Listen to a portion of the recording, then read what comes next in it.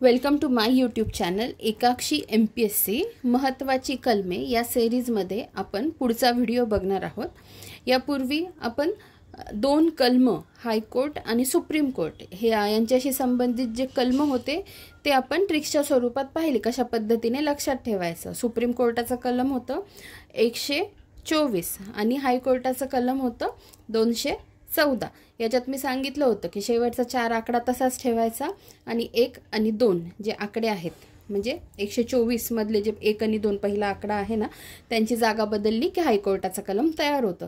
तो व्हिडिओ पण तुम्ही बघू शकता। तर असं जे काही आहे, काही कलम आपण दोन कलम सोबत घेऊन आपण ते पाठ करतोय, जेणेकरून आपल्याला कन्फ्युजन होणार नाही आणि हळूहळू करून महत्त्वाची कलमे आपली सगळी पाठ होणार आहेत। तर त्याच्यातलाच हा पुढचा व्हिडिओ आहे। तर आज आपण कोणते दोन कलम कोरिलेट करून लक्षात ठेवणार आहोत, तर कलम 76 आणि कलम 165। याच्यासाठी कोणतीही ट्रिक नाही आहे, याच्यासाठी फक्त तुम्ही डायरेक्ट लक्षात ठेवायचं। कलम 76 आणि कलम 165। कलम 76 कशाशी संदर्भात आहे? भारताचा महान्यायवादी आणि कलम 165 राज्याचा महाधिवक्ता।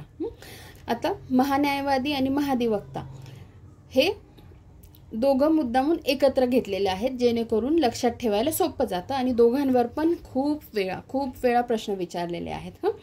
कलम 76 भारताचा महान्यायवादी the attorney general for India आणि कलम 165 राज्याचा महाधिवक्ता advocate general for the states. धन्यवाद।